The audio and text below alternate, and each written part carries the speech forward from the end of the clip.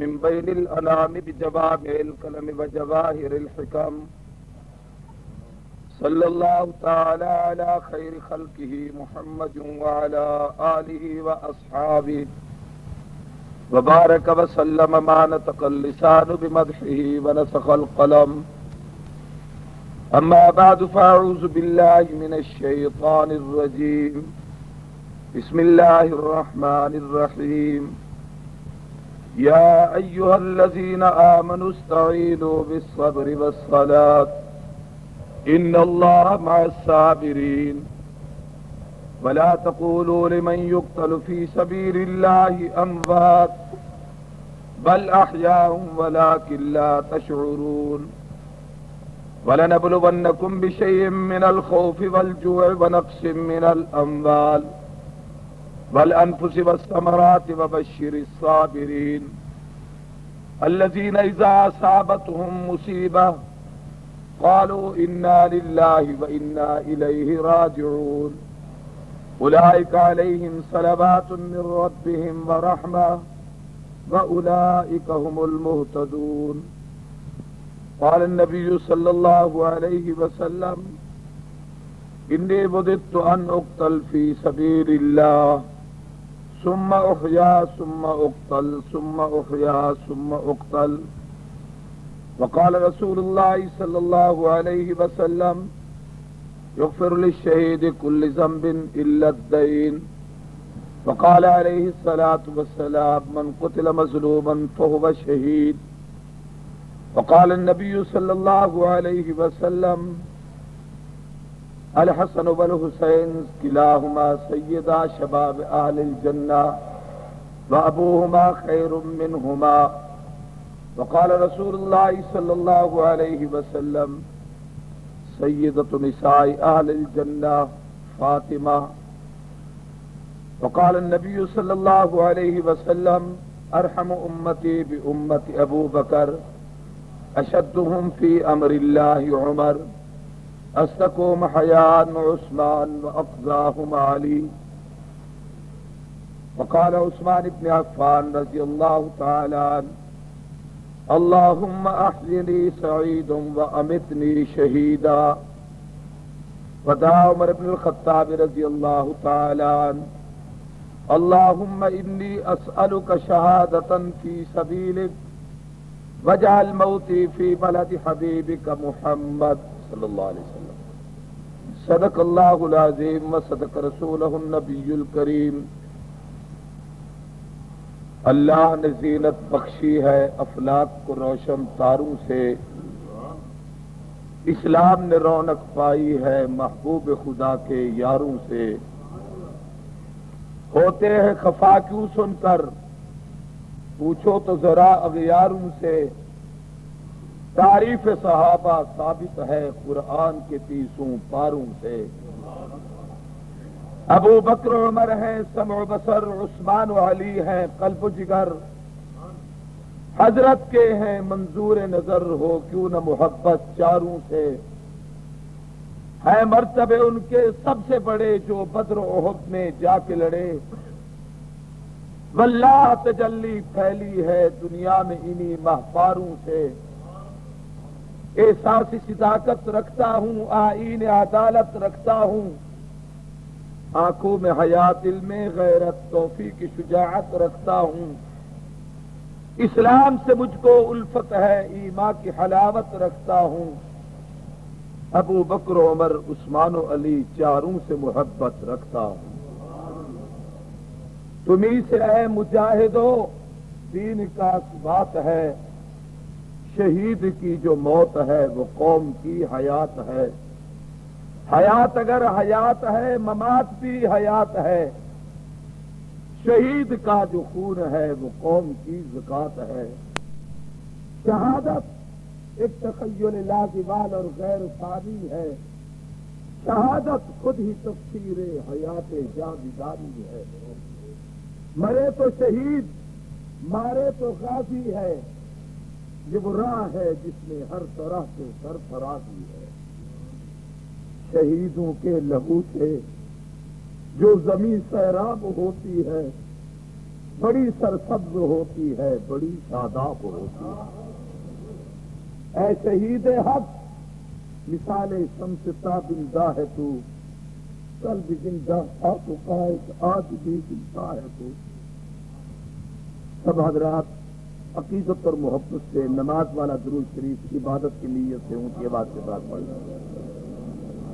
اللهم صل على محمد وعلى آل محمد كما صليت على إبراهيم وعلى آل إبراهيم إنك حميد مجيد۔ اللهم بارك على محمد وعلى آل محمد كما باركت على إبراهيم وعلى آل إبراهيم إنك حميد مجيد۔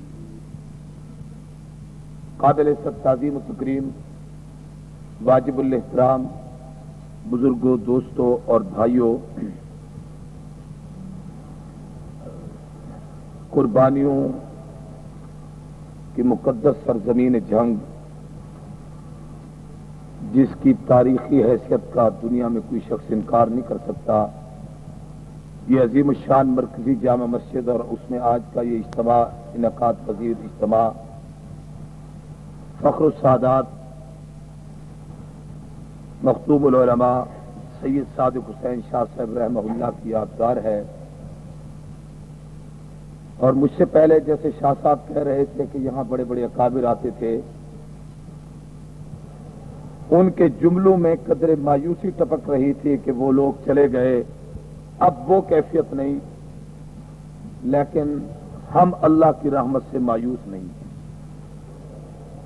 اس لیے کہ اللہ کا قانون ہے ہمیشہ ان مع العسر یسرا، دکھوں کے بعد سکھوں کا زمانہ آتا ہے۔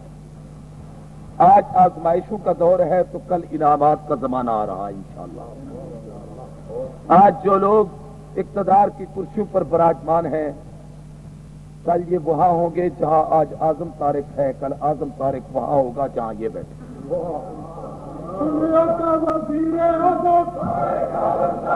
قابل قدر بزرگوں،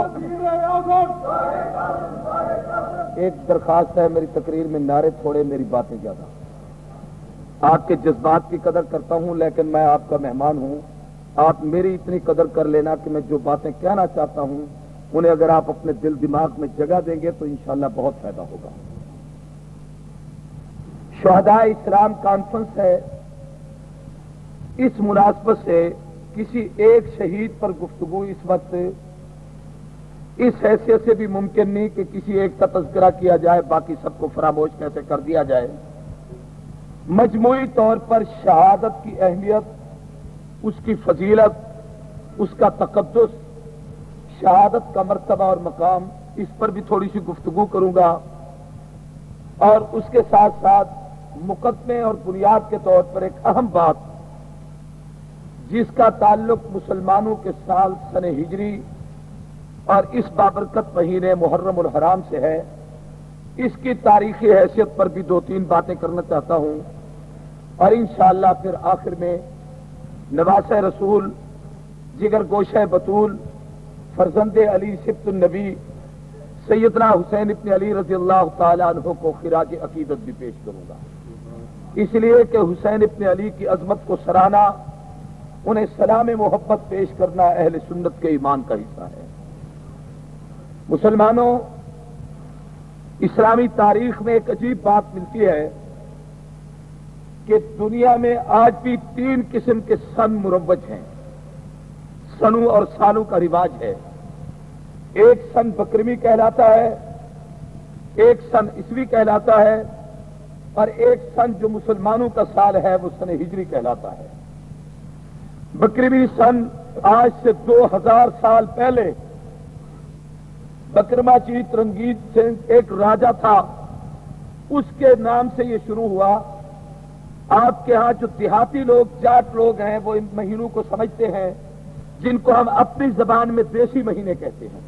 یہ ساون کا مہینہ ہے، یار کا مہینہ ہے، یہ پدرہ کا مہینہ ہے، یہ فلاں مہینہ ہے، یہ سن بکرمی کہلاتا ہے۔ دوسرا سن جو پہلے رومی کیلنڈر تھا، بعد میں عیسیٰ علیہ السلام کی پیدائش کی طرف اس کو منسوب کیا گیا، وہ سن عیسوی کے نام سے مشہور ہوا، اور اس کو شمسی سال بھی کہا جاتا ہے۔ اس کے مہینے جو انگریزوں کے ہاں مروج ہے جس کو مسلمانوں کے بچوں نے بھی یاد کر رکھا ہے جنوری فروری سے لے کر دسمبر تک. تیسرا سال جس کو ہم سن ہجری کہتے ہیں وہ مسلمانوں کا سن ہے. اس سن کا سنگ بنیاد، اس کی ابتدا سیدنا امیر المومنین فاروق اعظم رضی اللہ تعالیٰ عنہ کے عہد خلافت میں رکھی گئی، اور اس کی ضرورت اس لیے پیش آئی، پوری توجہ سے میری بات کو سنیں گے، یہ ایک تاریخی بات ہے جو میں آپ کے ذہن میں رکھنا چاہتا ہوں. کتابوں میں آتا ہے، الفاروق میں علامہ شبلی نعمانی نے لکھا ہے، عمر ابن خطاب بیٹھے تھے، ان کے پاس ایک خط آیا، اس خط پر ایک تاریخ لکھی ہوئی تھی 15 شوال المکرم. اس خط کا کاغذ اور تحریر پرانی لگتی تھی، شوال کی 15 تاریخ بالکل قریب گزری تھی. تاریخ بتاتی تھی کہ خط ان 8-10 دنوں میں لکھا گیا ہے. کاغذ اور تحریر کا انداز بتاتا تھا کہ یہ پچھلے سال کا لکھا ہوا خط ہے. حضرت عمر ابن خطاب پریشان ہوئے کہ یہ اس سال کا خط ہے یا پچھلے سال کا خط ہے، اس لیے کہ اس پہ کچھ سن تحریر نہیں تھا. پوری جماعت صحابہ میں فاروق اعظم کو سب سے زیادہ عقیدت اور محبت، مشکل مسائل میں سب سے زیادہ اگر مشورہ کسی سے کرتے تھے تو وہ سیدنا علی سے کرتے تھے. پورے رسوخ سے بات کہہ رہا ہوں کہ حضرت علی کو پوری جماعت صحابہ پر فاروق اعظم ترجیح دیتے تھے مسائل میں، اور یہی اہل سنت والجماعت کا عقیدہ ہے. سیدنا فاروق اعظم رضی اللہ تعالی نے حضرت علی کو بلایا، مجلس شورا کو جمع کیا، ان کے سامنے خط رکھا، فرمایا مجھے بتاؤ میں اس خط کا کیا کروں، ہمیں کیا کرنا چاہیے. اس پر یہ بات سامنے آئی کہ ہمیں بھی کوئی سن لکھنا چاہیے. یہ بات آئی کہ سن بکرمی لکھا جائے. انہوں نے کہا نہیں، یہ کافروں کا سن ہے. حیدر کرار نے کہا میرے پیغمبر نے روکا تھا، اللہ کے نبی نے فرمایا من تشبہ بقوم فہو منہم، جو کسی قوم کی مشابہت رکھے وہ قیامت کے دن ان میں سے ہوگا. ہم غیر مسلم کی مشابہت نہیں کرنا چاہتے.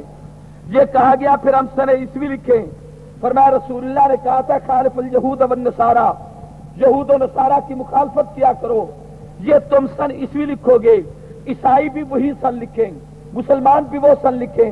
حیدر کرار نے کہا ہماری غیرت برداشت نہیں کرتی.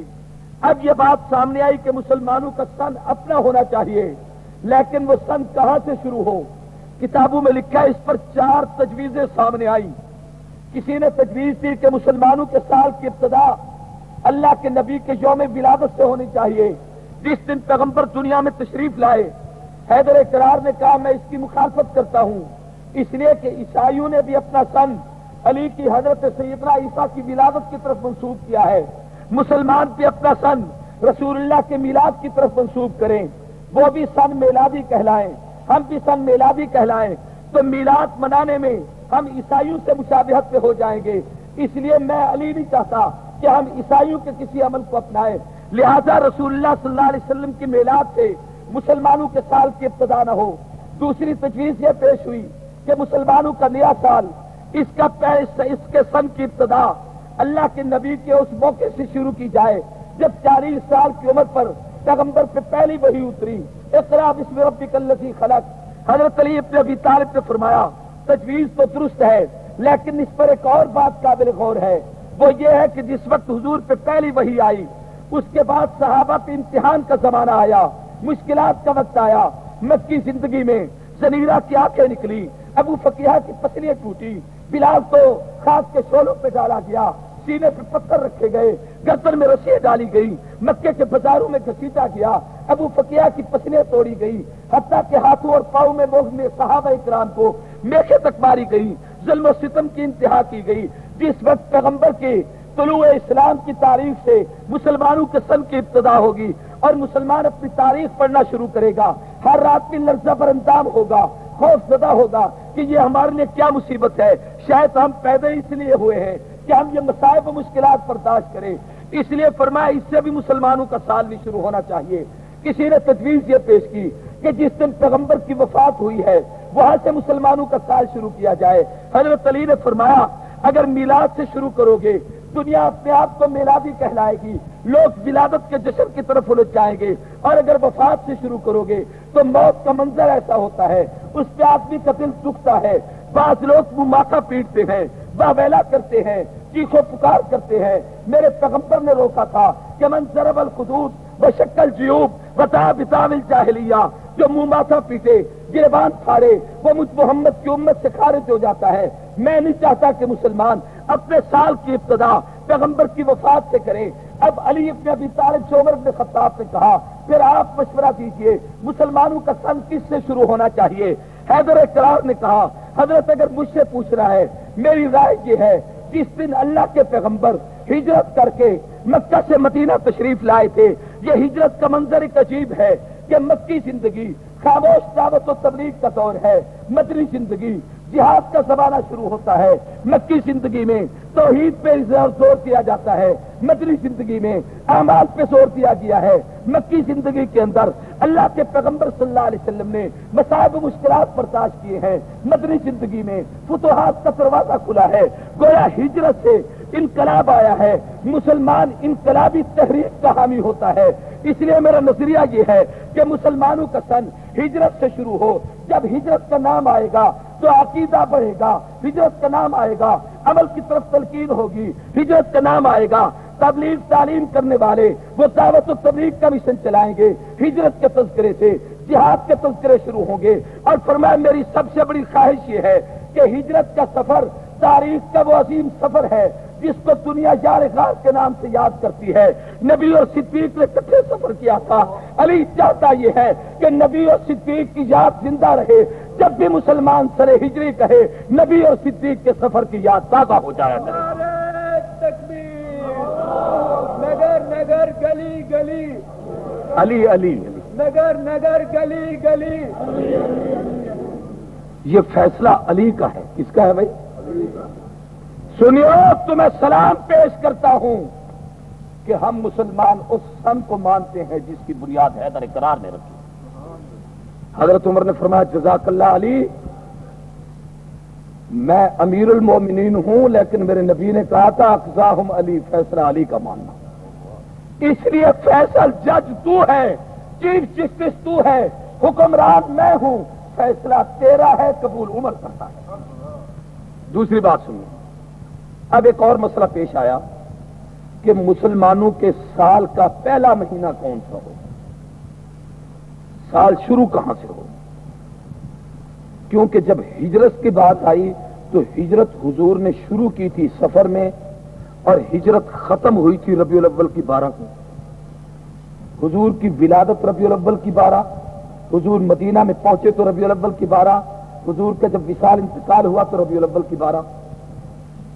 تو صحابہ کرام نے یہ تجویز دی کہ ربیع الاول مسلمانوں کا پہلا مہینہ ہونا چاہیے۔ میرے پیر علی نے فرمایا اس مہینے کا احترام ہم تو کرتے ہیں اور قوموں کے نظریے میں اس مہینے کی کوئی عظمت نہیں، اس لیے ایسا مہینہ ہونا چاہیے کہ جب اس کا چاند نظر آئے سب کی آنکھیں شرم اور لحاظ سے جھک جائیں۔ کہا گیا پھر رمضان المبارک کا انتخاب کریں، فرمایا رمضان بھی مسلمانوں کا مہینہ ہے، صرف مسلمان اس کا احترام کرتے ہیں۔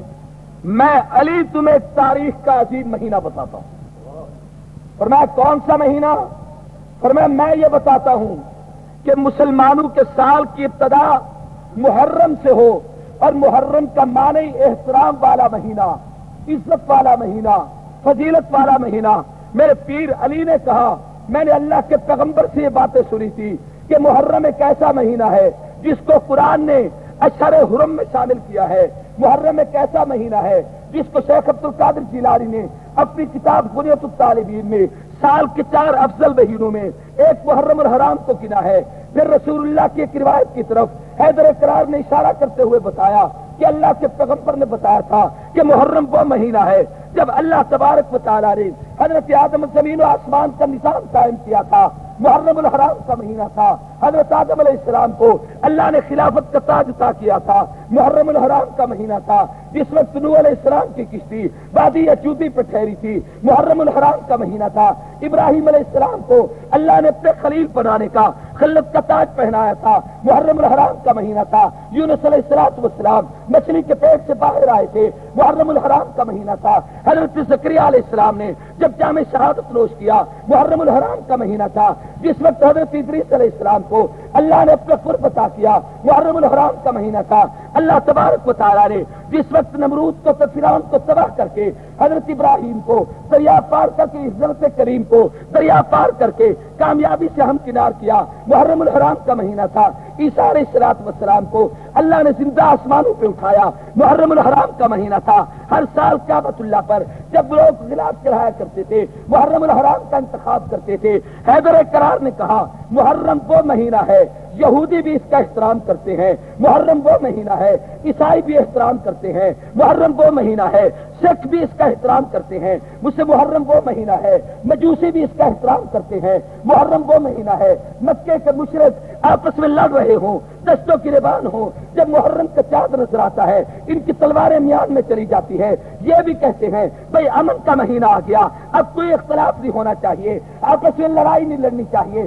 گویا یوں سمجھ لیجیے یہ ایسا مہینہ ہے کہ جس کا مسلمان بھی احترام کرے، یہودی بھی احترام کرے، عیسائی بھی احترام کرے، سکھ بھی احترام کرے، مجوسی بھی احترام کرے۔ مسلمانوں کے سال کا پہلا مہینہ ایسا بابرکت مہینہ ہے کہ زمین و آسمان کا نظام اس مہینے سے شروع ہوا ہے۔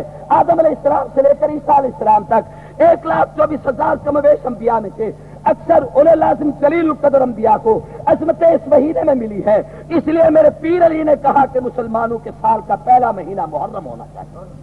نعرے تکبیر، نگر نگر گلی گلی۔ یہ پھس پھسے نعروں کی مجھے ضرورت نہیں، آپ بے شک نعرے نہ لگائیں، لیکن میری بات غور سے سنیں۔ خلافت راستہ، خلافت راستہ، نگر نگر گلی گلی۔ جنگ کی غیرت کے خلاف ہے کہ ایسا بے تکا نعرہ ہو جو کسی کو سمجھ ہی نہ آئے۔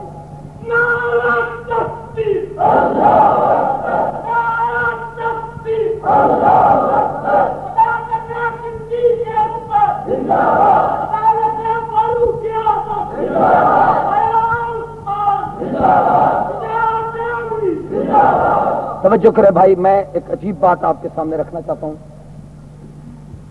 کہ محرم الحرام سے مسلمانوں کے سال کی ابتدا ہوئی۔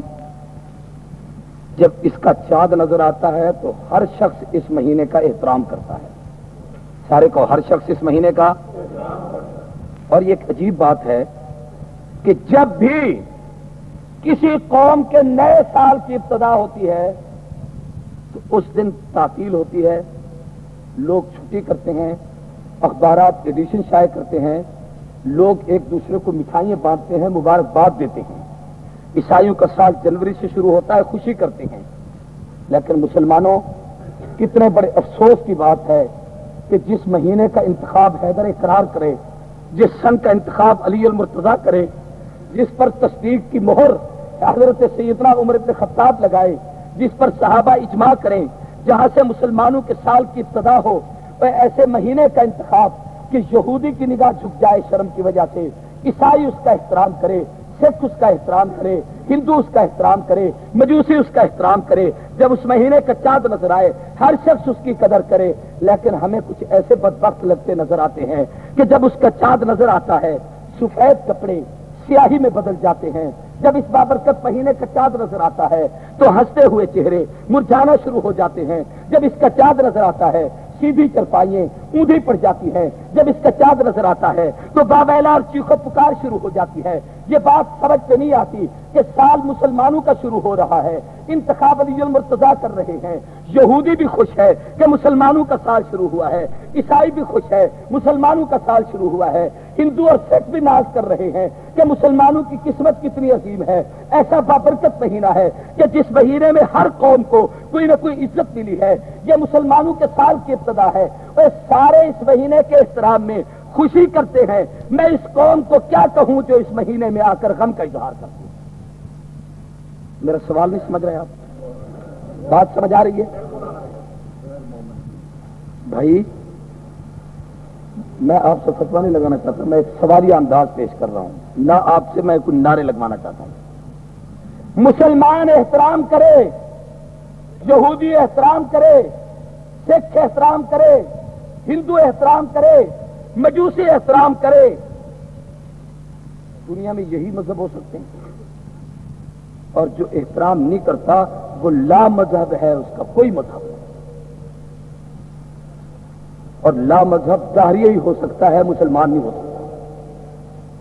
پھر ایک توجہ کرے، بڑی عجیب بات ہے کہ ایسا بابرکت مہینہ محرم الحرام، جہاں سے مسلمانوں کے سال کی ابتدا ہوئی، حدیث کی کتابوں میں آتا ہے کہ صرف یہ بات نہیں کہ محرم الحرام میں صرف انبیاء کے یہ واقعات پیش آئے، بلکہ کتابوں میں یہ ملتا ہے 1400 سال کی اسلامی تاریخ کا مطالعہ کریں تو اہم ترین واقعات کا تعلق محرم کے ساتھ ہے۔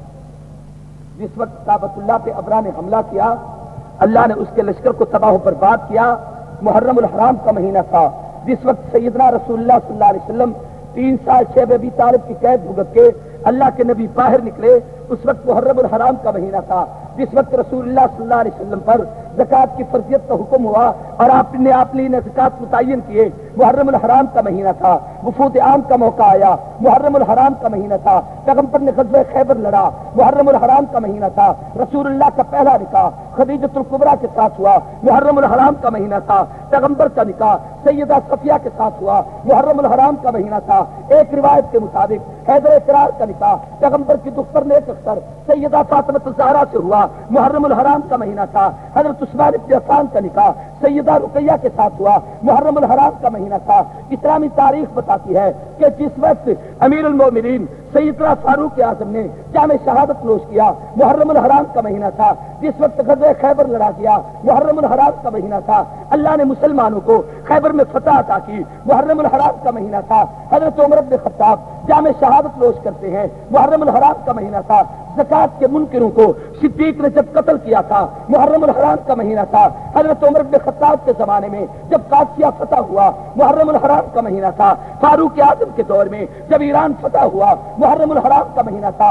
اسلامی تاریخ بتاتی ہے جس وقت عثمان بن عفان تخت خلافت پہ بیٹھے، محرم الحرام کا مہینہ تھا۔ حضرت عثمان کے زمانے میں جب قبرص فتح ہوا، محرم الحرام کا مہینہ تھا۔ طرابلس کی جنگ لگی اور اس میں مسلمان کامیاب و کامران ہوئے، محرم الحرام کا مہینہ تھا۔ حیدر اقرار جس وقت تخت خلافت پہ بیٹھے، محرم الحرام کا مہینہ تھا۔ حضرت علی کے زمانے میں امیر معاویہ اور علی ابن ابی طالب، ان دونوں بزرگوں کے درمیان صفین کی جنگ لڑی گئی، پھر اس پہ صلح ہوئی، محرم الحرام کا مہینہ تھا۔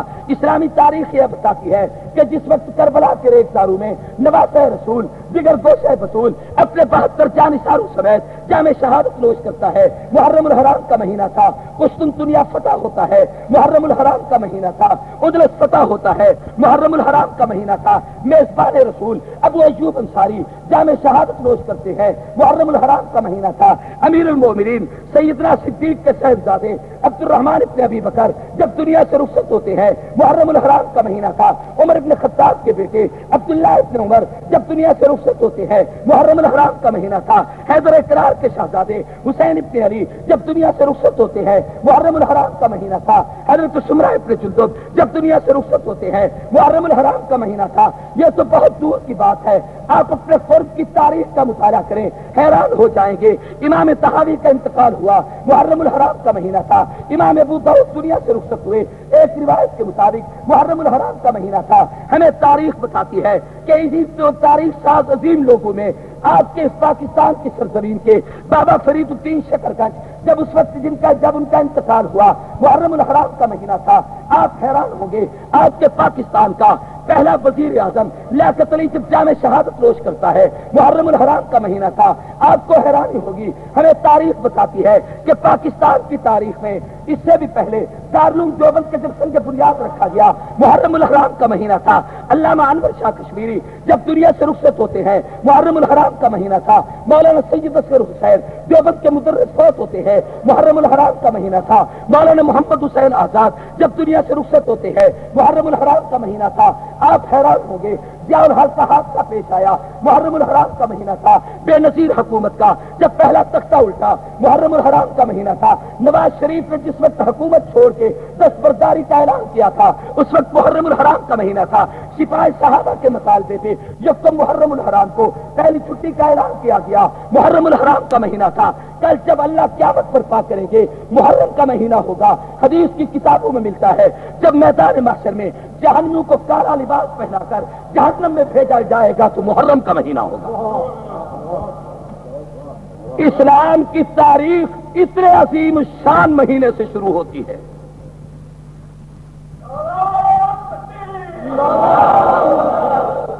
ایسے مہینے کی آمد پر سب کو مبارک، آہستہ آہستہ کہیں کچھ سن نہ لے، سب کو مبارک ہو بھائی، مسلمانوں کے نئے سال پر سب کو مبارک ہو۔ ایک وعدہ کریں جھنگ والوں خاص طور پر، جتنے بیٹھے ہو کل سے کم از کم اس محرم کی آخری تاریخ تک روزانہ ایک آدمی زیادہ نہیں، آپ جتنے بیٹھے ہیں روزانہ ایک مسلمان کو ملتے ہوئے ضرور کہا کریں کہ نیا سال مبارک ہو۔ کہو گے بھائی؟ کہو گے؟ ہاتھ اٹھا کر وعدہ کرو۔ میں چاہتا ہوں نظریاتی گفتگو کروں، آپ کے جذبات سے نہ کھیلوں، میں آپ کو کچھ دے کر جانا چاہتا ہوں۔ قرآن مجید کی ایک آیت ہے جس میں اللہ نے ان مہینوں کی عظمت کو بیان کیا، ان عدت الشہور عند اللہ 12 شہرا، اللہ کہتے ہیں اللہ کے ہاں سال کے 12 مہینے ہیں۔ سال کے کتنے مہینے ہیں بھائی؟ آپ لوگ کے حافظ ہے تو اس آیت کو پڑھے، ان عدت الشہور عند اللہ 12 شہرا کتاب اللہ یوم خلق السماوات والارض، جس دن سے اللہ نے زمین و آسمان کو پیدا کیا اللہ نے سال کے کتنے مہینے بنائے؟ میری طرف دیکھ کے بات کریں، کتنے مہینے بنائے؟ آگے آگے کیا ہے؟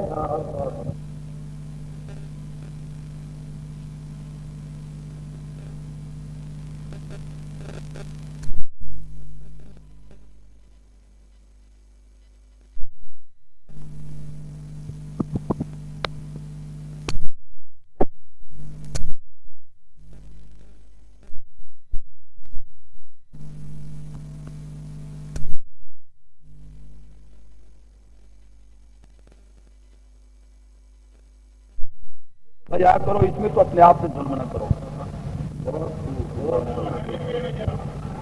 اللہ کے قرآن کی نص قطعی کا انکار کرتے ہیں۔ توجہ کریں، ایک اور بات سمجھیں پوری توجہ سے۔ کسی نے کہا کہ مولوی صاحب یہ بات درست ہے کہ بابرکت مہینہ ہے، یہ بات بھی آپ کی درست ہے کہ بڑا عظمت و احترام والا سال شروع ہوا، لیکن ہم اس لیے روتے ہیں کہ اس میں نواسہ رسول کا پانی بند ہوا، وہ شہید ہوئے، مظلوم ہوئے، وہ ان کو شہید کر دیا گیا، اور تم اس مہینے میں مبارک دیتے ہو۔ میرا سوال سمجھ رہے ہو؟ میں نے کہا میں جذباتی تقریر نہیں کرتا، میں آج آپ کو کچھ مسئلے سمجھانا چاہتا ہوں۔ کہا کہ جناب پیغمبر کے شہزادے کا لاشا زمین پہ تڑپے اور تم مبارک دیتے ہو۔ اس پر میں ایک بات اور کہتا ہوں کہ مسلمانوں کا عقیدہ یہ ہے کہ کائنات میں بڑی سے بڑی ہستی بھی دنیا سے چلی جائے، کسی کی موت سے کوئی دن منحوس نہیں ہوتا۔ بات کو سمجھو پوری توجہ سے، کسی کی موت سے کوئی دن منحوس ہے، کہہ دو کوئی دن منحوس ہے۔ بھائی ربیع الاول کا مہینہ برکت کا ہے یا نحوست کا؟ سوچ کر بتاؤ، بولو یار۔ رمضان المبارک کا مہینہ برکت کا ہے یا نحوست کا؟ جی، رجب کا مہینہ برکت کا ہے یا نحوست کا؟ بھائی ربیع الاول کو جس کو تم برکت کہہ رہے ہو اور اس کی 12 تاریخ کو پورے ملک میں جشن میلاد مناتے ہو، اسی 12 ربیع الاول کو صحابہ کہتے ہیں قد ازلم المدینہ، رسول اللہ کی جدائی سے پورے مدینے پہ اندھیرا چھا گیا۔ صحابہ پہ عجیب کیفیت طاری ہو گئی تھی، لیکن 12 ربیع الاول کو نبی کی جدائی سے کسی نے منحوس ہے؟ سارے کہہ دو کسی نے منحوس ہے؟ مسئلہ کیا سمجھ آیا کہ زندگی موت اللہ کے اختیار اور ہاتھ میں ہے، اس کا تاریخوں سے تعلق نہیں، اس کا مہینوں سے تعلق نہیں، اس کا سالوں سے تعلق نہیں۔ دنیا میں بڑی سے بڑی شخصیت چلی جائے اس سے کوئی دن متاثر نہیں ہوتا، بلکہ ہم نے یوں تو دیکھا ہے کہ اگر کسی کو موت کسی اچھے دن نہ جائے تو ہم کہتے بڑا خوش نصیب ہے یار، اس کو کیسے دن موت آئی ہے۔ مثلا مولانا حق نواز کا جنازہ جمعۃ المبارک کے دن اٹھا۔ کون سا دن تھا؟ سارے کو کون سا دن تھا؟ جمعۃ المبارک۔ اور جس رات کو قبر میں گئے وہ معراج کی رات تھی۔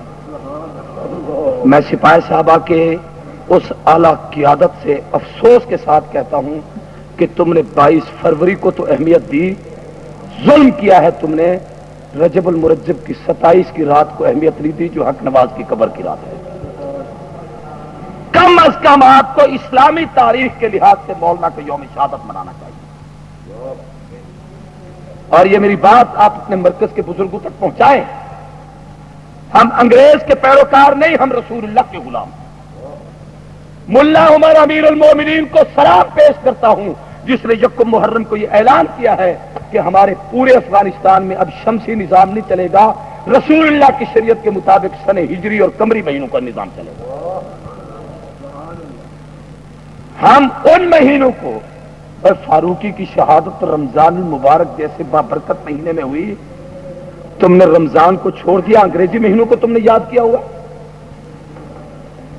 مولانا اسار القاسمی کی شہادت پتہ ہے کس دن تھی؟ آئے جس دن صدیق دنیا سے رخصت ہوا اس دن اسار رخصت ہوا ہے۔ 22 رجب جمادی الثانی کی رات گزر رہی ہے، 23 کا دن آ رہا ہے اور اسار جام شہادت نوش کر رہا ہے۔ ایسی بابرکت اسلامی تاریخیں تم چھوڑ دو، تم پر بھی افسوس ہے۔ راز نہ ہونا، اپنوں سے بھی باتیں کہنی پڑتی ہیں۔ توجہ کریں، میں جو بات کہہ رہا تھا بات میری لمبی نہ ہو جائے۔ مولانا کا جنازہ جمعہ کے دن اٹھا، مولانا اسار قاسمی کا جنازہ جمعہ کے دن اٹھا، تو اب جب جمعہ کا دن آئے مولانا حق نواز اور مولانا اسار کے متعلقین آپ اور ہم کوئی کھڑا ہو کے منہ پیٹنا شروع کر دے اور کہے جمعہ بڑا منحوس دن ہے، کوئی کہتا ہے؟ بولو یار کیوں؟ کہ ہم کہتے ہیں جمعہ منحوس نہیں، حق نواز تو کتنا خوش نصیب ہے تجھے شہادت جمعہ کے دن ملی۔ جمعہ منحوس نہیں، ایثار خوش نصیب ہے کہ جمعہ کے دن اسے شہادت ملی ہے۔ مسلمانوں، اگر کوئی مہینہ منحوس ہوتا، ربیع الاول کا مہینہ منحوس ہوتا، اگر کوئی دن منحوس ہوتا، شیخ عبد القادر جیلانی نے لکھا ہے پھر پیر کا دن سب سے بڑا منحوس دن ہوتا کہ پیر کا دن پیغمبر کی وفات کا دن، پیر کا دن صدیق کی وفات کا دن، پیر کا دن فاروق کی شہادت کا دن۔ یہ تین شخصیتیں اولو العزم ہستیاں، صفحہ ہستی کی، پوری کائنات کی، نبیوں میں سب سے اعلیٰ درجے کا انسان، امام الانبیاء محمد الرسول اللہ، صدیقین کی صف کا سب سے بڑا امام ابو بکر صدیق اکبر جس کو دنیا نے کہا ہے، اور پوری امت میں پیغمبر کی مراد اور نبوت کا رحمت للعالمین کا انتخاب فاروق اعظم، یہ تینوں شخصیتیں سوموار کے دن فوت ہوئیں۔ آج تک سوموار کے دن کو کسی نے منحوس نہیں کہا، اس لیے کہ کسی کی موت سے کوئی دن منحوس نہیں ہوتا، بلکہ بعض دفعہ دن کی عظمت کی وجہ سے مرنے والے کو عزت ملتی ہے۔ میں محرم کا ماتم نہیں کرتا، میں 10 محرم کو منحوس نہیں کہتا، میں کہتا ہوں حسین تیری عظمت کو سلام، تو اس دن شہید ہوا جس دن آدم کو خلافت ملی، تو اس دن شہید ہوا جس دن نوح کو نجات ملی، تو اس دن شہید ہوا جس دن ابراہیم اللہ کے خلیل بنے، تو اس دن شہید ہوا جس دن یونس مچھلی کے پیٹ سے باہر آئے، تو اس دن شہید ہوا جس دن کلیم کنارے لگے، تو اس دن شہید ہوا جس دن عیسیٰ اللہ کے قرب میں پہنچے، تو بھی اللہ کے قرب میں پہنچا ہے۔ میرا حسین میرا حسین، اونچی آواز سے، اونچی آواز سے، اونچی آواز سے۔ میرا حسین میرا حسین۔ تو کسی شخصیت کے انتقال سے کوئی دن منحوس نہیں۔ اور پھر دوسری بات سنو، چلو موت ہو تو پھر تم منحوس کہو، ہم تو شہادت کو زندگی سمجھتے ہیں۔ تم کرتے رہو اپنے گناہوں کی تلافی، ہم زندہ و جاوید کا ماتم نہیں کرتے. جس نے گناہ کیا ہے وہ تو اپنے گناہوں کی تلافی کرے، جو قاتل ہے وہ تو پیٹے، میں کیوں ماتم کروں؟ میں تو حسین کی عظمت کو سلام کرتا ہوں.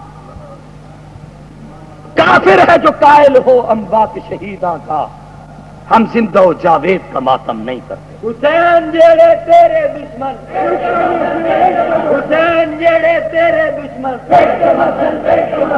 توجہ کرو، میں یہ عجیب بات کہنا چاہتا ہوں، آپ توجہ کریں کہ حضرت حسین کو اللہ نے شہادت کی سعادت عطا کی ہے.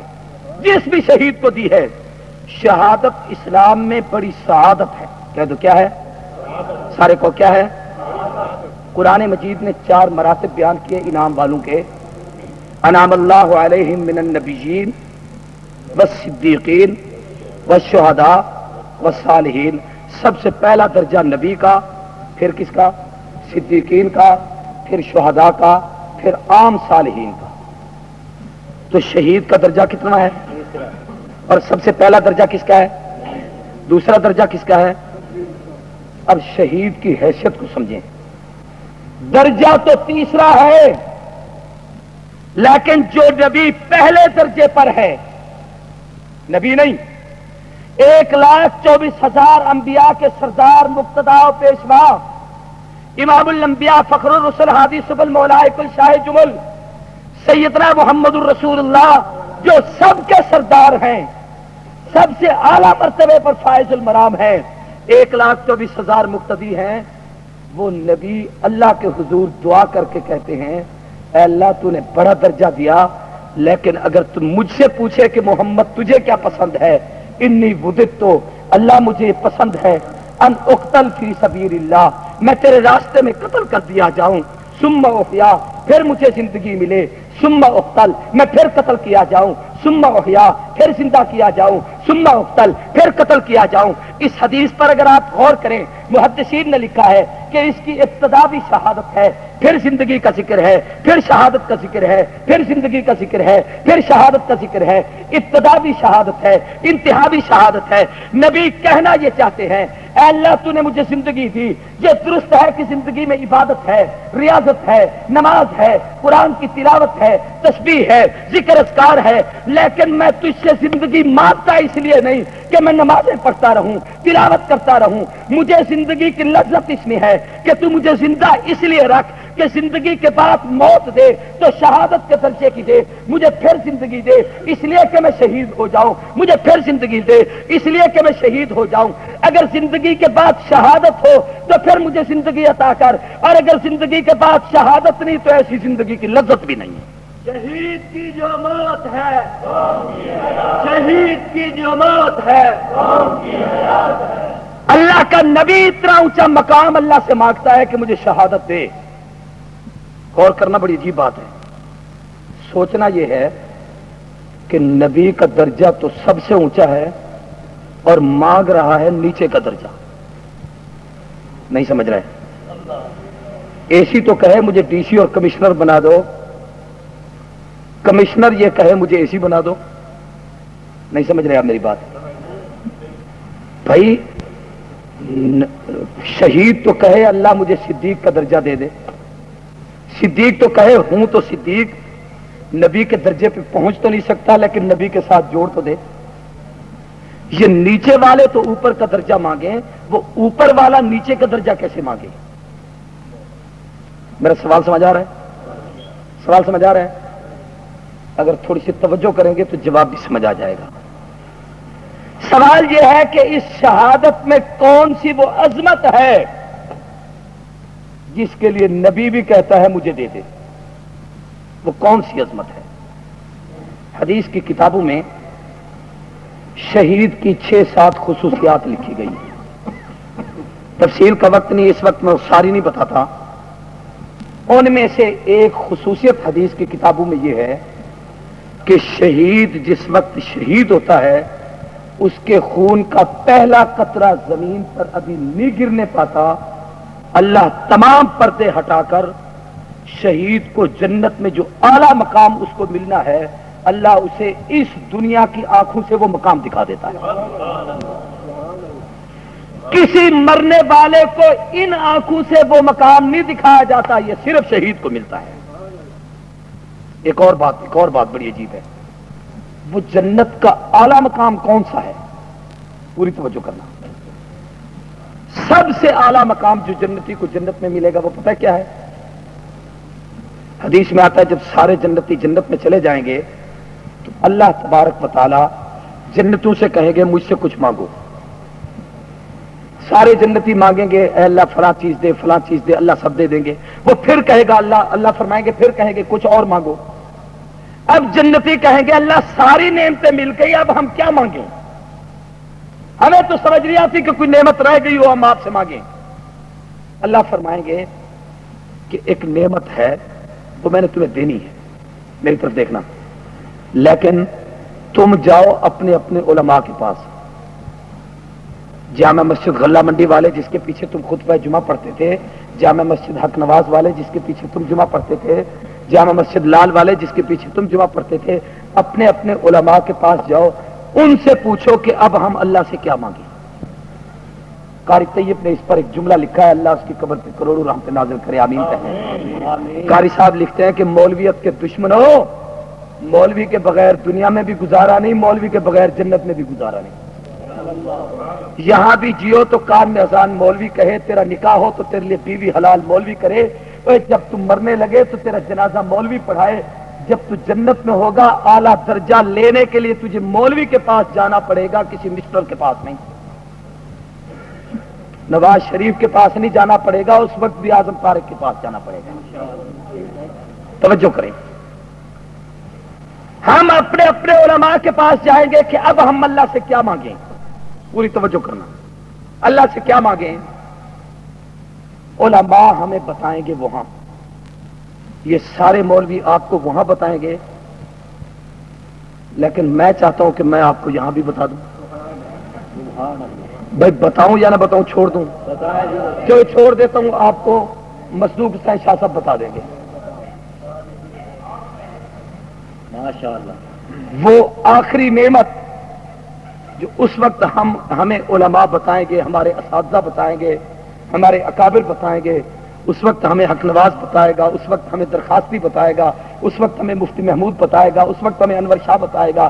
وہ آخری نعمت جو اللہ سے ہم نے مانگنی ہے، اساتذہ ہمیں بتائیں گے، علماء بتائیں گے کہ بھئی ایک نعمت جنت مل گئی، جنت کی ساری نعمتیں مل گئی، اب جو سب سے اعلیٰ نعمت ہے جنت کی وہ اللہ سے مانگو، اور وہ یہ ہے کہ اے اللہ جب ہم دنیا میں تھے ہم نے تجھے نہیں دیکھا تھا، تیرے نبی کی زبان پر اعتبار کر کے ہم نے تیرے رکوع کیے تھے، تیرے سجدے کیے تھے، تیری عبادت کی تھی، تیرے قرآن کی تلاوت کی تھی، تیرے نام پہ ہم نے سب کچھ قربان کیا تھا، جانے واری تھی، اولاد قربان کی تھی، گھر بار لٹایا تھا، اللہ تجھے نہیں دیکھا تھا، بن دیکھے یہ سب کچھ کیا ہے، آج سارے پردے ہٹا اپنا دیدار تو کرا۔ سبحان اللہ،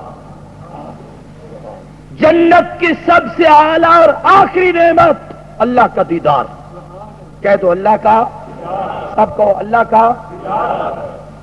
اللہ کے دیدار کی عظمت کو آپ شاید نہ سمجھ سکیں، اس گئے گزرے دور میں کسی حسین پہ نظر پڑ جائے تو وہ ایک بہت بڑا میدان ہے، اس میدان میں اللہ نور کی کرسیاں لگوائیں گے، ان پہ انبیاء بیٹھیں گے، اس کے درمیان میں اللہ کا عرش آئے گا، اللہ اپنی شان کریمی کے مطابق پھر وہاں ہر ایک کو اپنا دیدار کرائیں گے، ہر امتی اپنے اپنے نبی کے پیچھے بیٹھا ہوگا، اور حدیث کی کتابوں میں آتا ہے وہ جو دیدار کا وقت ہوگا وہ ایسے ہوگا جیسے ہفتے کے بعد ہمارے ہاں جمعہ کا دن ہوتا ہے۔ جو شخص یہاں جمعہ کے خطیب کے قریب بیٹھ کر تقریر سنے گا، اس کی آنکھوں میں آنکھیں ڈال کے تقریر سنے گا، وہ قیامت کے دن اللہ کو اتنے قریب سے دیکھ سکے گا۔ اس لیے جمعہ کی نماز کے لیے جلدی آیا کریں، یہ نہ انتظار کیا کریں مولوی جی خطبہ دوجا شروع کرے تو ہون جا سکے، پہلا کے پہلی صفوں میں بیٹھو تاکہ اللہ کا قرب مل سکے۔ اب جو میں بات کرنا چاہتا ہوں اس طرف آئیے، تو جنت کی سب سے آخری اور اعلیٰ نعمت جو جنتی کو ملے گی وہ کیا ہے؟ سارے کہو نا کیا ہے؟ اور میرے نبی نے فرمایا شہید کو دنیا میں جنت کا اعلیٰ نعمت دکھا دی جاتی ہے۔ کیا مطلب؟ کہ شہید جب شہید ہونے لگتا ہے ابھی اس کا خون کا قطرہ زمین پہ بعد میں گرتا ہے، اللہ سارے پردے ہٹا کے اپنا دیدار کرا دیتے ہیں۔ جس کو رب کا دیدار ملے، جس کو اتنی بڑی نعمت ملے، میں اس کو ہائے نہیں کہتا، میں واہ حسین کہتا ہوں۔ تیرا حسین میرا حسین، واہ حسین واہ حسین، حسین جیڑے تیرے دشمن، ہم اسے ہائے کیسے کہیں جس کو اللہ کا دیدار نصیب ہو؟ کسی نے کہا، پوری توجہ سے بات کو سننا، انہوں نے کہا ٹھیک ہے جی مان لیا اللہ کا دیدار مل گیا شہید کو، لیکن دیکھو نا جی جب مرے شہید ہوئے، خنجر لگے، تلواریں لگیں، تیر لگے، برچھے لگے، نیزے لگے، چاند تڑپی، ریگ زارو میں پڑے، کربلا کی خاک پہ لیتے، پانی بند ہوا، آخر یہ دکھ تو ہوا ہے نا؟ ہوا ہے کہ نہیں ہوا؟ سارے بولو یار، ہوا ہے نا؟ تو اس نے کہا کہ وہ جب شہید ہو رہے تھے اور تڑپ رہے تھے تو ہمیں وہ وقت یاد آتا ہے جب اس کی گردن پہ چھری پھر رہی ہوگی، جب سینہ چاک کیا ہوگا بدبخت بدماش نے، جس وقت ان کے سامنے ان کے بچوں کو شہید کیا ہوگا، ہم اس کو یاد کر کے روتے ہیں۔ سوال میرا سمجھ آ رہا ہے؟ میں صرف آج آپ کا ایک نظریہ بنانا چاہتا ہوں، تقریر ادھار ہو گئی، اللہ چاہیں گے تو اگلے سال اس موضوع کو میں کھولوں گا، توجہ کریں۔ اس نے کہا ہم صرف یہ چاہتے ہیں کہ جی اس دکھ کو یاد کر کے روتے ہیں۔ تو بھئی شہید جب شہید ہوتا ہے تو یہ تکلیف اس کو پہنچتی ہے کہ نہیں بھلا؟ ہیں؟ نہیں پہنچتی۔ حدیث پاک میں آتا ہے، علماء بیٹھے پوچھو کہ جب شہید ہونے لگتا ہے اس کو اتنی تکلیف بھی نہیں ہوتی جتنی کسی کو مچھر کاٹے اور تکلیف ہوتی۔ تمہیں خنجر چلتے نظر آتے ہیں، بموں کے دھماکوں پہ وہ جسم کے ٹکڑے لوتھڑے تمہیں اڑتے ہوئے نظر آتے ہیں، تمہیں سینے اس کے تیروں اور تلواروں اور کلاشن کوفوں سے چھلنی نظر آتے ہیں، لیکن رب کہتا ہے، تو کہتا ہے یہ تڑپ رہا تھا، اللہ کہتا ہے اس کو تو اتنی تکلیف ہی نہیں ہوئی جتنی کسی کو مکھی یا مچھر کاٹ لے۔ سوال میرا سمجھ آ گیا؟ جواب بات سمجھ آئیے؟ یہ ہے اصل بات ایمان بالغیب کی، جو مانے اور جو اللہ رسول پہ ایمان نہ رکھے وہ پیٹے۔ بھائی ہمارا ایمان ہے جو میرے نبی نے کہا وہ سچ ہے۔ اب سوال یہ ہے کہ بھئی آخر تکلیف ہوتی ہے، تم کیسے کہتے ہو نہیں ہوتی؟ میں کہتا ہوں بھئی میں مان لوں کہ تکلیف ہوتی ہے، میرے نبی نے کہا نہیں ہوتی، تو میں پھر یوں کہتا ہوں تیری نظر میں ہوتی ہے، نبی نے کہا نہیں ہوتی، تو مجھے یقین ہے کہ جتنی بھی تکلیف اسے ہو رہی ہے اسے احساس نہیں ہوتا۔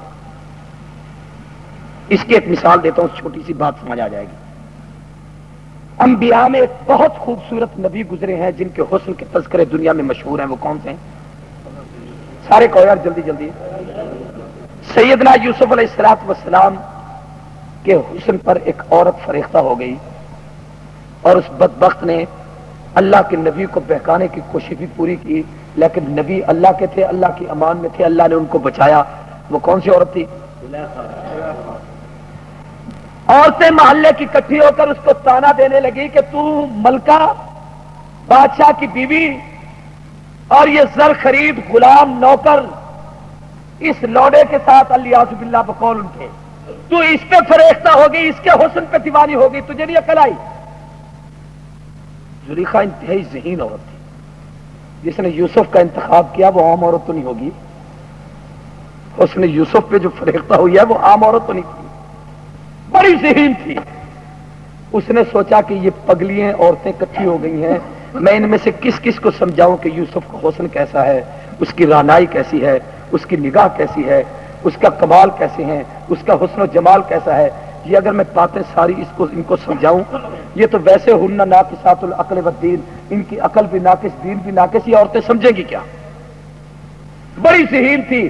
اس نے کہا حسن یوسف سمجھانے کی بجائے ان کو یوسف کا حسن دکھا دوں۔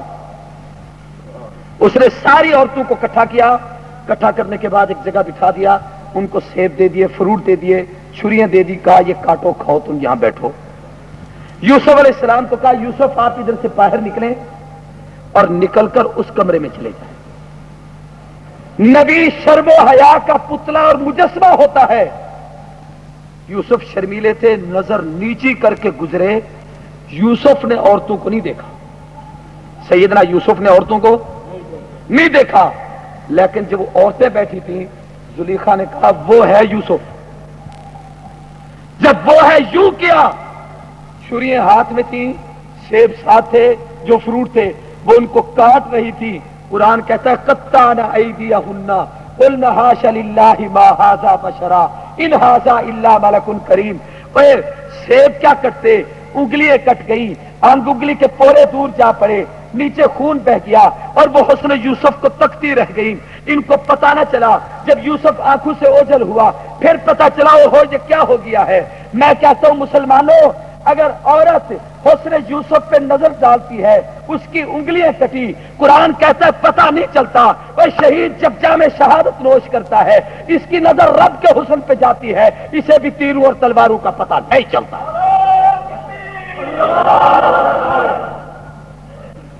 جس کو رب اتنی بڑی عظمت عطا کرے میں اس کا ماتم کیوں کروں. پھر ایک اور بات عجیب ہے, بڑی توجہ کرنا.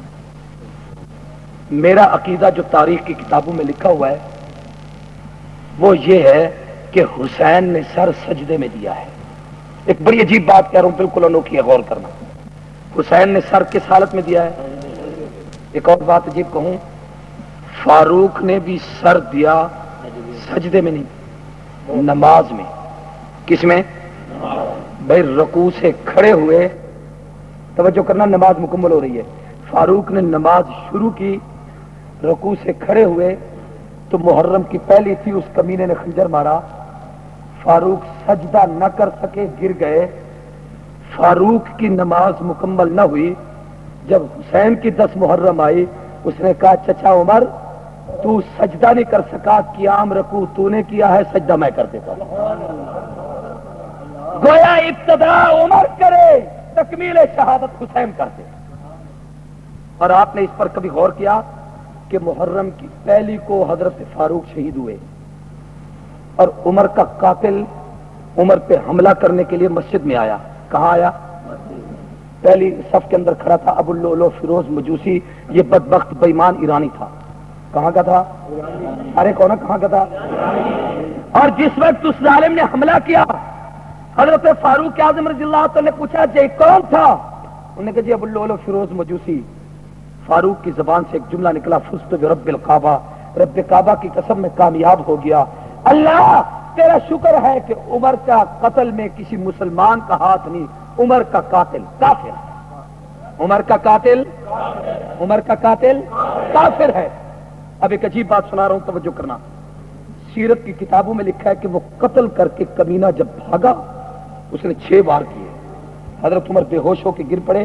عبد الرحمن ابن عوف آگے آئے, انہوں نے نماز پڑھائی. میں یہ قصہ نہیں سنانا چاہتا, ایک عجیب چیز سنانا چاہتا ہوں. وہ بدماش جب باہر نکلا تو مسجد کی صفیں گنجان تھی. صحابہ جڑ کے کھڑے ہوتے تھے, یوں پاؤں پھیلا کے نہیں کھڑے ہوتے تھے, جڑ کے صفیں جڑی ہوئی تھی. میری طرف دیکھنا, وہ جڑے کھڑے تھے. یہ بدماش جب باہر نکلا تو اس کے پاس وہ ڈبل تھاری تیز دھار زہر آلود خنجر تھا. اس نے صحابہ کو خنجر مارے تاکہ مجھے راستہ ملے نکلنے کا. 17 صحابہ زخمی ہوئے, 7 صحابہ مسجد نبوی میں تڑپ کر شہید ہوئے. عجیب بات کہہ رہا ہوں, توجہ کرنا. جب صحابہ نے نماز مکمل کر لی تو ایک صحابی نے اپنا کمبل اٹھا کر اس کے اوپر یوں ڈالا. اب نیچے وہ آ گیا, اوپر صحابہ نے اس کو پکڑ لیا. اب جب پکڑا تو اس کے ہاتھ میں وہ جو خنجر تھا, اس ابو اللؤلؤ فیروز مجوسی نے وہ خنجر اپنے پیٹ میں آپ مار کے خودکشی کر لی. لوگ کہتے ہیں خودکشی کر لی, لیکن میں کہتا ہوں نہیں. اللہ نے قانون بنا دیا کہ عمر کا دشمن اپنے آپ کو آپ مارے. نہیں سمجھے؟ عمر کا دشمن اپنے آپ کو, اور کس تاریخ سے؟ 1 محرم سے, کیونکہ شہادت جو عمر کی 1 کو ہوئی. بھائی جس وقت جرم ہوتا ہے سزا اس وقت سے نافذ ہوتی ہے, لہذا 1 محرم سے عمر کا دشمن اپنے آپ کو آپ مارے. اور جب 10 کا جرم کیا تو اللہ نے کہا 40ویں تک مار. نہیں سمجھے میں کیا کہہ گیا؟ بھائی توجہ کریں, باتیں لمبی نہ ہو، میں جو بات سمیٹنا چاہتا تھا وہ یہ ہے کہ حسین نے سر دیا سجدے کی حالت میں، اور حدیث کی کتابوں سے پتہ چلتا ہے کہ رسول اللہ نے فرمایا جب مسلمان نماز پڑھتے ہوئے اپنی پیشانی سجدے میں رکھتا ہے، علماء بیٹھے پوچھو، اس کا سر زمین پر نہیں ہوتا، سجدے میں زمین پر نہیں ہوتا، بلکہ اس کی پیشانی اللہ کے قدموں کے اوپر ہوتی ہے۔ کہہ دو اللہ کے قدموں کے، کیا معنی کہ اللہ کے قدم نیچے ہیں اور اس نے پیشانی قدموں کے اوپر رکھی ہے، یہ سب سر جہاں رکھا ہے۔ اب مجھے ایک جملہ کہنے دو کہ حسین نے جب جان دی تو عجیب منظر تھا، ایک طرف اللہ کا دیدار کر رہا ہے، اور کیا نظارہ ہوگا وہاں تو عورتوں نے یوسف کے حسن کو دیکھا، یوسف نے ان کو نہیں دیکھا۔ اگر کوئی حسین کسی کی طرف جی بھر کے محبت کی نگاہ سے اس کی طرف آنکھ ڈال دے، آدمی کا دل بہل جاتا ہے، وہ فریفتہ ہو جاتا ہے، اور فلاں حسین کی مجھ پہ نظر پڑ گئی ہے، اسے نگاہ التفات ڈالتی ہے۔ میں کہتا ہوں جب حسین پڑھتے ہیں، جب حسین نے جان دی ہے تو حسین کا سر کا سجدے میں گویا رب کے قدموں پر تھا، قاتل نے گرایا، سینے پہ بیٹھ کر اسے شہید کرنا شروع کیا تو حسین کا سر تھا اللہ کے قدموں پہ اور نظر تھی خدا کے چہرے پہ۔ حسین رب کو دیکھ رہا تھا، رب حسین کو دیکھ رہا تھا۔ یہ احساس صرف حسین کے حصے میں کہ جان دے دی ہے جگر نے آج پائے یار پر، جان دے دی ہے جگر نے آج پائے یار پر، عمر بھر کی بے قراری کو قرارا ہی گیا، یہی دل کی حسرت یہی آرزو ہے نکل جائے دم تیرے قدموں کے نیچے۔ یہ تقدس حسین کے حصے میں آیا ہے کہ سر سجدے میں دیا ہے اور نگاہ اللہ کی دیدار پر ہے۔ جس کو اتنی بڑی سعادت ملے اسے مبارک دیں یا ماتم کریں؟ سارے بولو جلدی جلدی۔ کسی نے کہا چلو آپ شہادت کی تو دو مبارک، لیکن جو پانی بند ہوا اس پہ ماتم۔ یہ آج میں ساری تقریر بس آپ کو ایک مسئلہ سمجھا رہا ہوں، صرف ایک مسئلہ۔ بھائی اس پہ ماتم ہے، گھر چھوٹ گیا، اس پہ ماتم ہے، وطن سے بے وطن ہو گئے، تو اس کا ایک چھوٹا سا جواب ہے، دو لفظوں میں سن لیں۔ جامعہ علوم شریعہ، جامعہ محمودیہ اور بھی دیگر کوئی مدرسے آپ کے اس شہر میں ہوں گے، مجھے ان کے نام نہیں آتے، ان دوست لگاتے ہیں۔ ان مدارس میں طالب علم پڑھتے ہیں، جب شاگرد پڑھتا ہے استاد اس کی چھٹی بھی بند کرتا ہے، جب شاگرد پڑھتا ہے استاد اس کو مارتا بھی ہے، جب شاگرد پڑھتا ہے وہ چٹائی پر بھی بیٹھتا ہے، جب شاگرد پڑھتا ہے گھر میں ایئر کنڈیشن کمرے میں ہے، جہاں پر دوپہر کو کمرے کی صفائی بھی کر رہا ہے، پنکھا بھی نہیں، بجلی بھی نہیں، بوٹ بھی ہے، پیاس بھی ہے، مگر یہ تعلیم کا دور ہے، تکلیفیں ہیں، مصیبتیں ہیں، مشکلات ہیں۔ یہی طالب علم جب بستار فضیلت حاصل کرتا ہے، فارغ التحصیل ہوتا ہے، دورہ حدیث کر لیتا ہے، استاد اس کے سر پر پگڑی باندھتا ہے، پھر استاد پچھلی سے پکڑ کھڑا ہوتا ہے، اسے پکڑ کر مسلح دے کے کہتا ہے آج دیکھے آج عنایت کا ہے، تمہیں اعزاز دیتے ہیں، آج تمہیں منصب دیتے ہیں، سب کو پتہ چلتا ہے آج اس نے انعام حاصل کیا ہے۔ ایک طالب علم فارغ التحصیل کرنے کے بعد جب بستار فضیلت لے کے آتا ہے، سرد فراغت لے کے آتا ہے، بھائی مبارک دیتے ہیں، برادری مبارک دیتی ہے، رشتے دار مبارک دیتے ہیں، قبیلے والے مبارک دیتے ہیں، سب خوش ہو رہے ہیں، اعزاز لے کے آیا ہے، سب خوش ہو رہے ہیں، استاد کو راضی کر کے آیا ہے، سب خوش ہو رہے ہیں، بخاری پڑھ کے آیا ہے، سب خوش ہو رہے ہیں، کہ قرآن کی تفسیر پڑھ کے آیا ہے، سب خوش ہو رہے ہیں، حدیث کا شعبہ اپنے سینے میں سمجھ کے آیا ہے، یہ سارے خوش ہیں کہ اس کو عزت ملی ہے۔ ایک آدمی آیا دروازے کے کھڑے پہ، اس نے یوں کرنا شروع کر دیا، اسے کہا تجھے کیا ہو گیا پاگل، اس کو تو عزت ملی ہے۔ اور اس نے کہا عزت تو ملی ہے، مجھے وہ زمانہ یاد آتا ہے جب استاد اس کی چھٹی بند کرتا تھا، مجھے بڑا دکھ ہے، یہ بیچارہ دال کھاتا تھا، مجھے بڑا دکھ ہے جب یہ پڑھتا تھا استاد اس کو کان پکڑواتا تھا، مجھے بڑا دکھ ہے کہ جب یہ پڑھتا تھا یہ بیچارہ چٹائی پہ پڑا رہتا تھا، اس کو سونے کے لیے جگہ نہیں ملی، بڑا دکھ ہے۔ مسلمانوں ایمانداری سے بتاؤ کہ اس اعزاز مل جانے کے بعد اس دکھ کو یاد کرنا چاہیے یا اسے مبارک دینی چاہیے؟ ایمانداری سے بتاؤ بھائی، دنیا میں کسی بے وقوف نے بھی ایسا نہیں کیا کہ عزت ملنے کے بعد بھی اس پر دکھ کا اظہار کرے۔ بھائی اس کو تو مبارک دینی چاہیے، اب کا ایسا دکھ، اور اگر اب اس کو دکھ ہے تو اس کی دو وجہ ہیں، پوری توجہ سے میری بات سمجھنا۔ کتنی وجہ ہیں؟ ایک وجہ یہ ہے کہ یہ جو بیچارہ پیٹ رہا ہے، رو رہا ہے، چیخ چلا رہا ہے، اس کو ہم پہلے سمجھائیں گے کہ دیکھ یار، یہ دکھ اٹھائے اس لیے تھے کہ یہ عزت ملے، یہ سند فراغت، یہ بستار فضیلت، یہ عزت اعزاز، یہ اتنی بڑی مقصد کی امامت و کتابت اور قوم کی امامت کا تاج، اس کو ایسے نہیں ملتا جب تک ان مشکلوں سے گزرا نہ جائے، یہ عزت ملتی نہیں۔ یہ اس مایوسوں کے دور سے گزرا ہے تو انعام ملا ہے۔ انعام امتحان کے بعد ہوتا ہے، امتحان مشکل ہوتا ہے، انعام نعمت ہوتی ہے، مشکل سے گزرے گا تو انعام ملے گا۔ اور میاں یہ طالب علم کے زمانہ تھا، امتحان کا دور تھا، اب اس کو انعام مل گیا ہے، تو اس لیے جب انعام مل جائے تو پھر مشکلوں کو یاد نہیں کیا جاتا، ہم اس کو سمجھائیں گے، لیکن وہ پھر بھی پیچھے آدھی جو ہے۔ اب اس کی دو وجوہات ہیں رونے کی، یا تو یہ ہے کہ یہ ایسا جاہل ہے کہ اس کو اس عزت کا پتہ نہیں کہ یہ منبر کتنا اونچا ہے جس پہ آج یہ بیٹھا ہے، کتنا عظیم ہے جس کا یہ امام بنا ہے، یہ اس کے سر سے پگڑی کتنی اولو العزم ہے جس کو دنیا کے شیخ الحدیث محدث اور امام نے بنوائی ہے۔ اس کو اس عزت کا پتہ نہیں کہ اس لیے رو رہا ہے، پہلی بات۔ اور اگر اس کو پتہ ہے کہ بڑی عزت ہے، وہ پھر بھی ماتم کرتا ہے، تو پھر ایک اور بات ہے، وہ یہ ہے کہ یہ اندر کا تھا بےمان، یہ نہیں چاہتا تھا کہ اس کو عزت ملے، یہ نہیں چاہتا تھا کہ اس کو یہ مقام ملے، مقام اللہ نے دے دیا۔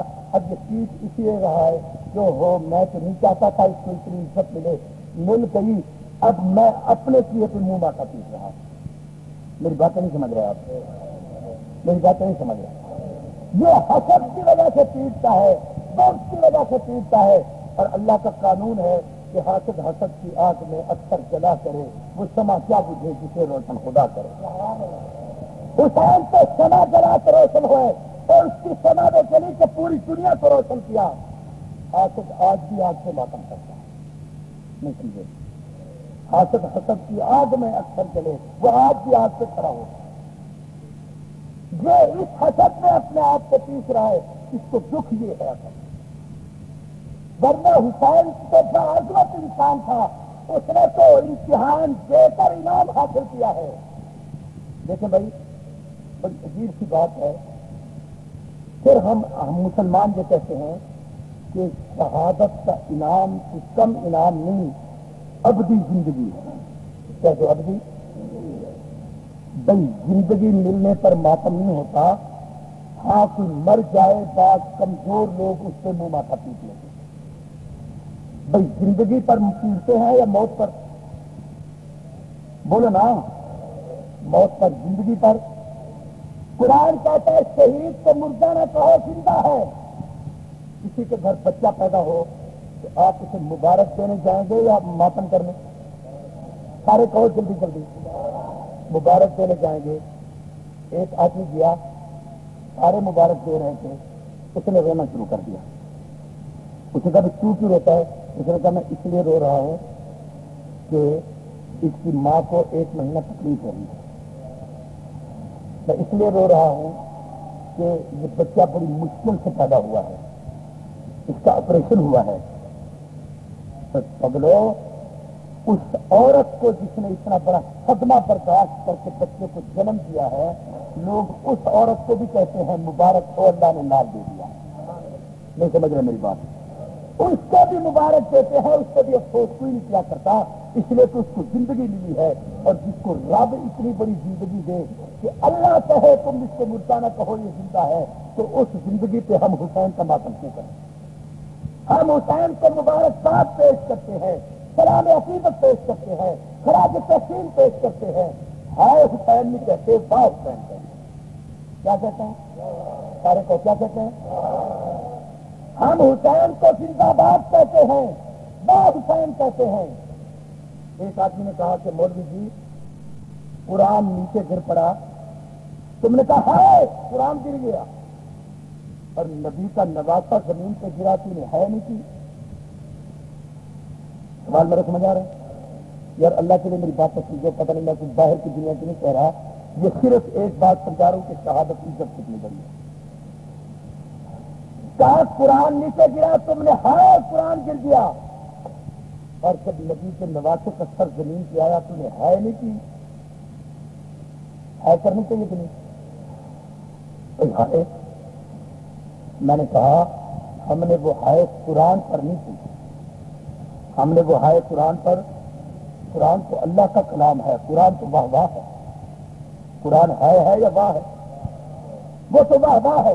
تو ہائے تو اس ہاتھ پر ہے جس نے قرآن گرایا ہے، سمجھو سمجھو، ہائے قرآن پر نہیں، ہائے اس ہاتھ پر جس نے قرآن گرایا ہے، ہائے حسین پر نہیں، حسین تو واہ واہ ہے، تو ہائے اس ہاتھ پر جس نے حسین کو گرایا ہے، ہائے کرنی ہے جبر سلطنت پہ کر، ہائے کرنی ہے اس صوفی بدماش پہ کر، ہائے کرنی ہے ان مسجودوں پہ کر جنہوں نے حسین ابن علی کو خط لکھے ہیں، ہائے کرنی ہے ابن شجاعت پہ کر، ہائے کرنی ہے یزید کو سلیکٹر پہ کر، حسین کو ہائے نہ کر۔ جو ہاتھ گرا رہا ہے اس پہ ہائے ہے، حسین کو واہ، ہائے حسین ہے یا واہ حسین ہے؟ ان کی بات سے کیا ہے اور ان کی بات سے کیا ہے؟ واہ حسین۔ ایک بات، ایک سوال، اس کا جواب میں آج نہیں دیتا، میرے پاس پہلی سوال آپ کے ذہن میں رکھ دیتا ہوں، جواب کے لیے کم از کم 2 گھنٹے چاہیے، اس لیے پھر کچھ جلسہ رکھو گے تو صرف اس کے جواب میں تقریر کروں گا۔ وہ سوال کیا ہے کہ سیدنا حسین کی زندگی مبارک کتابوں میں ملتی ہے 54 سال سے 58 سال کے درمیان کی عمر لکھی گئی ہے۔ توجہ ہے میری طرف؟ توجہ ہے؟ 54-55 سال حضرت حسین کی عمر ہے۔ سوال تاریخ کا یہ ہے آپ سے کہ مولوی ہو، پیر ہو، ذاکر ہو، ملا ہو، مجتہد ہو، مورخ ہو، محقق ہو، کوئی بھی ہو، یہ جب حضرت حسین کو بیان کرنا شروع کرتا ہے ٹی وی پہ، ریڈیو پہ، اخبار پہ، تقریر میں، تحریر میں، تو کرتا کیا ہے؟ پہلے 5-6 سال تو حسین کو نبی کی گود میں اور رسول اللہ کے کندھے پہ دکھاتا ہے، اس کے بعد حضرت حسین کا آخر میں 3 دن کربلا میں دکھاتا ہے۔ صحیح کہہ رہا ہوں غلط؟ ایمانداری سے میرے سوال کے جواب سے اور سوال یہ ہے کہ کیا حسین ابن علی کی زندگی یہی کچھ ہے؟ مولانا حق نواز 38 سال کی عمر میں فوت ہوئے، تمہارے جھانک کا ایک مولوی شہید ہو، اس پر تو 2000 صفحے کی سوانح حیات کی کتاب لکھی جائے، فاروقی شہید ہو، اس پر 1000 صفحے کی کتاب آئے، ایثار قاسمی کے نفوس ایثار 500 صفحے کی کتاب چھپے، اور نبی کا نواسا دنیا سے رخصت ہو تو 3 دن کی شہادت کے سوا اور کچھ بتایا نہیں جاتا۔ سوال میرا سمجھ آ رہا ہے؟ کیا حسین نے تلاوت نہیں کی؟ حسین نے ریاضت نہیں کی؟ حسین نے جہاد نہیں کیے؟ حسین ابن علی نے کوئی لڑائی نہیں لڑی؟ حسین ابن علی صدیق کے دور میں کیا کرتے تھے؟ حسین فاروق کے زمانے میں کیا کرتے تھے؟ حسین نے عثمان ابن عفان کے عہد خلافت میں کیا کیا ہے؟ سیدنا حسین اور امیر معاویہ کے تعلقات کیا تھے؟ سیدنا حسین اور صحابہ کے تعلقات کیا تھے؟ ان کے آپس کی رشتہ داریاں کیا تھیں؟ سیدنا حسین ابن علی رضی اللہ تعالیٰ عنہ نے اپنے والد کے عہد خلافت میں کیا کیا کارنامے انجام دیے؟ حضرت حسین ابن علی مسجد نبوی میں درس حدیث کیسے دیا کرتے تھے؟ حسین ابن علی نے رسول اللہ کی کون کون سی روایتیں نکلتی ہیں؟ اجلہ صحابہ میں سے حضرت ابو ہریرہ سمیت بڑے بڑے صحابہ حضرت حسین سے خود حدیث نقل کرتے ہیں، اور اتنے بڑے لوگ حسین کے شاگرد بن کے بیٹھتے ہیں۔ یہ حسین کی ساری زندگی کیوں نہیں بیان کی جاتی؟ میرا سوال نہیں سمجھ آ رہا آپ کو؟ اس زندگی پہ پردہ ڈالا اس لیے ہے کہ اگر اس پردے کو کھول دیا جائے تو دنیا کا جھگڑا ہی ختم ہو جائے۔ نہیں سمجھ رہے میری بات؟ کیوں؟ اگر اس زندگی کو بیان کیا جائے کہ حسین نے صدیق کے زمانے میں کیا کیا تھا، تو جو حسین نے صدیق کو مانا وہ حسینی کو ماننا پڑے گا. نہیں سمجھ رہے میری بات یار، میں کیا کروں؟ آپ تھک گئے؟ نہیں تھک گئے، پھر میں تھک گیا ہوں. لو یار کہ میری طرف سے بھی نہیں، تو پھر میری بات کو سمجھو یار خدا کے لیے. میں کہتا ہوں حسین ابن علی کی زندگی کو اگر ظاہر کر دیا جائے کہ عمر ابن خطاب کے ساتھ حسین کا کیا تعلق تھا، آج دنیا میں جھگڑا ہو ہی نہیں سکتا. میں اتحاد امت کا سب سے بڑا داعی اپنے آپ کو بنا کر پیش کرتا ہوں. میں پوری سپاہ صحابہ اور ان کے تمام اہل سنت کے قائدین اور بزرگوں کی ذمہ داری اٹھا کر ارباب اقتدار کو چیلنج کے طور پر ایک بات کہتا ہوں، ہمیں ایک پلیٹ فارم پر بٹھاؤ، شیعہ کا بڑے سے بڑا مجتہد لے کر آؤ، میں ایک فارمولہ پیش کرتا ہوں، اس کو قبول کرو، ہم اتحاد کرنے کے لیے تیار ہیں. توجہ ہے میری طرف؟ وہ کیا ہے فارمولہ سنو. حسین امت مسلمہ کی غیر متنازع کی شخصیت ہے، جس کو سجن نے بھی مانا، دشمن نے بھی مانا، اپنے نے بھی مانا، غیر نے بھی مانا. نبوت کا شہزادہ ہے. میں کہتا ہوں حسین کو شیعہ سنی اختلاف کا جج تسلیم کرو اور فیصلہ حسین پہ رکھو. جس کو حسین نے مانا ہے اس کو میں بھی مانتا ہوں، وہ بھی مانے. جس کو حسین نے نہیں مانا نہ میں مانتا ہوں نہ وہ مانے. حکومت اس پر جج بنے، بیٹھ کر توڑو سے دستخط کرائے، پھر تاریخ کے آئینے میں دیکھے حسین نے صدیق کو کیسے مانا، حسین نے فاروق کو کیسے مانا، حسین نے عثمان کو کیسے مانا، حسین نے امیر معاویہ سے وظیفے کیسے وصول کیے، ان کے ساتھ تعلقات کیسے رکھے، حسین نے صحابہ کی محبت سینے میں کیسے رکھی، حسین ابن علی نے مدینۃ الرسول میں رہ کر اہل مدینہ کے ساتھ، پیغمبر کے ازواج مطہرات کے ساتھ، نبوت صلی اللہ علیہ وسلم کے صحابہ کے ساتھ کیسے تعلق رکھے. جو کام حسین نے کیا ہے میں اس کو اپنا ایمان سمجھتا ہوں. حکومت مشاہد حسینی سے لکھوائے، آبدہ سے لکھوائے، اس پر ان کو پابند کرے کہ حسینی ہو تو حسین نے جس کو مانا ہے اس کو مان. اگر تو نہیں مانتا تو تجھ سے بڑا کافر ہی کوئی نہیں.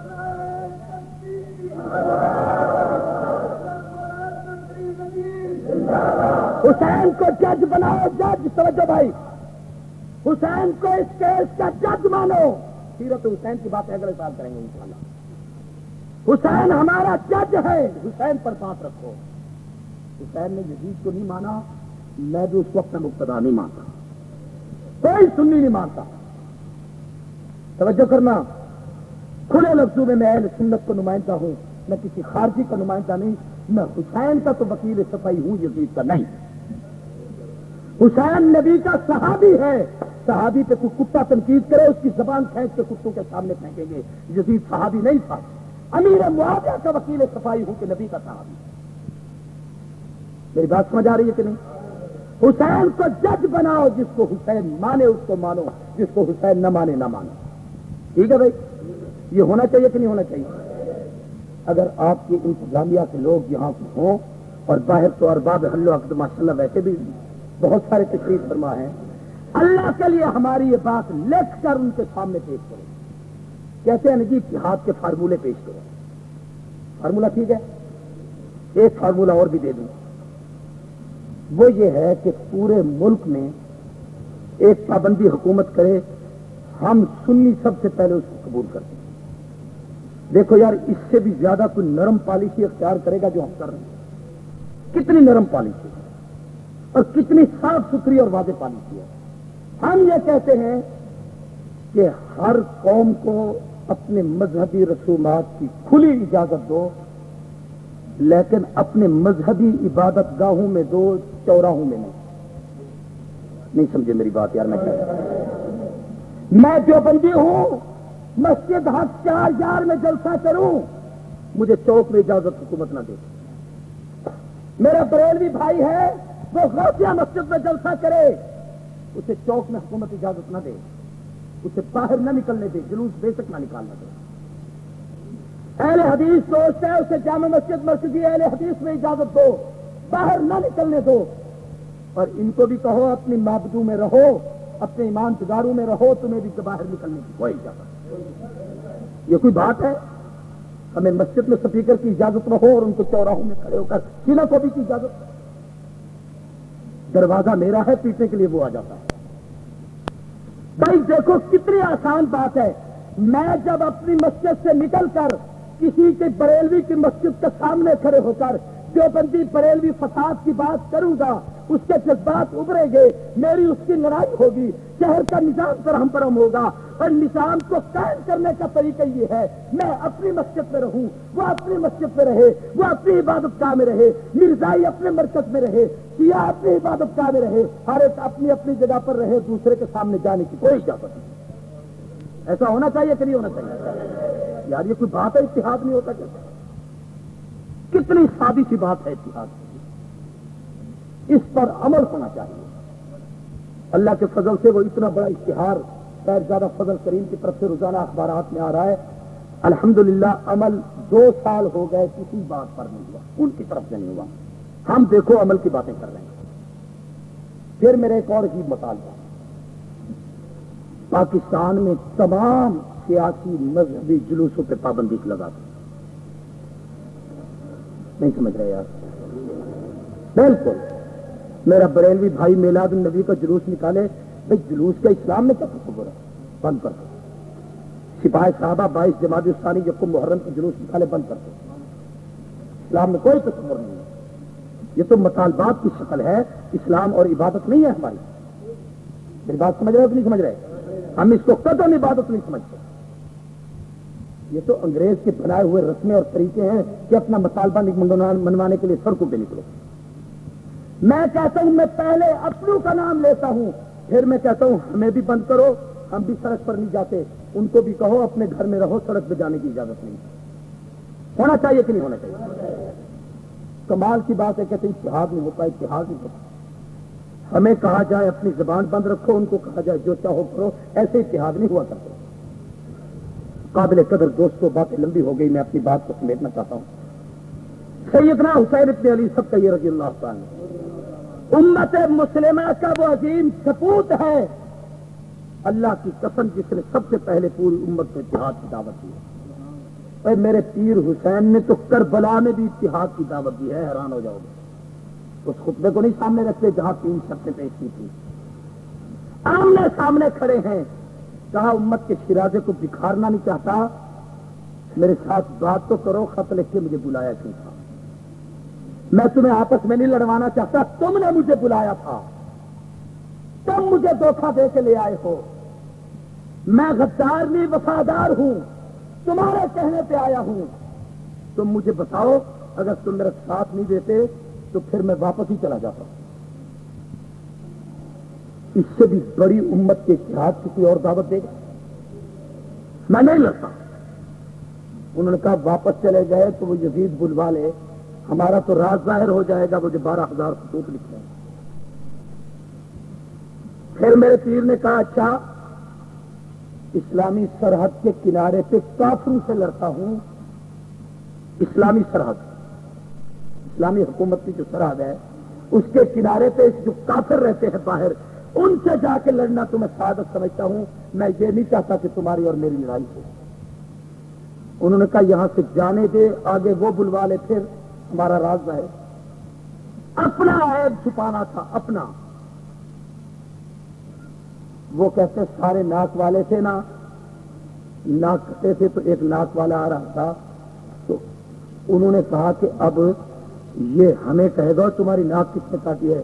تو انہوں نے اس کو دور سے دیکھ کے کہا وہ نکو نکو آ گیا، یعنی الٹا اس کا مذاق کرنا شروع کر دیا. بجائے حسین ابن علی کی بات ماننے کے، حسین ابن علی کا ان بدماشوں نے مذاق کرانا شروع کیا کہ ہم آپ کی بات ہی نہیں مانتے. اے میرے پیر علی نے یزید کے ساتھ اس مسئلے پر کہ یزید خلافت کا اہل ہے، اس کو اہل ہو، اس کو خلافت ملنی چاہیے کہ نہیں ملنی چاہیے. حضرت معاویہ سے جو معاہدہ ہوا تھا اس معاہدے کے مطابق یہ فیصلہ نہیں ہوا تھا. اس پر حضرت حسین کو اختلاف تھا اور یہ اختلاف حسین کا حق. میں سنی ہونے کی حیثیت سے کہتا ہوں، اس حق کے باوجود حضرت حسین نے کہا مجھے یزید کے پاس لے چلو، میں خود اس سے بات کرتا ہوں. انہوں نے کہا نہیں جانے دیتے. جب ہر طرف سے نہیں ہو تو حسین سید ہے اور سید بے غیرت نہیں ہوتا، سید جرأت مند ہوتا ہے۔ ابن علی نے کہا پھر میں بزدل نہیں، میں حیدر باپ کا بیٹا ہوں، لڑ کے مروں گا، میں آسانی سے نہیں، جرأت کے ساتھ جان دینا چاہتا ہوں۔ پھر پیر علی لڑا استقلال کے ساتھ، استقامت کے ساتھ، ہمت کے ساتھ، اور میں کہتا ہوں حسین شہید وفا ہے، نہیں سمجھے، شہید ہے۔ ان غداروں نے دھوکہ دے کے بلایا، حسین نے وفا کر کے دکھائی، اپنے کردار کی عظمت کو کبھی رسوا نہ کیا ہم نے، اپنے کردار کی عظمت کو کبھی رسوا نہ کیا ہم نے، دھوکے تو بہت کھائے، دھوکہ نہ دیا ہم نے۔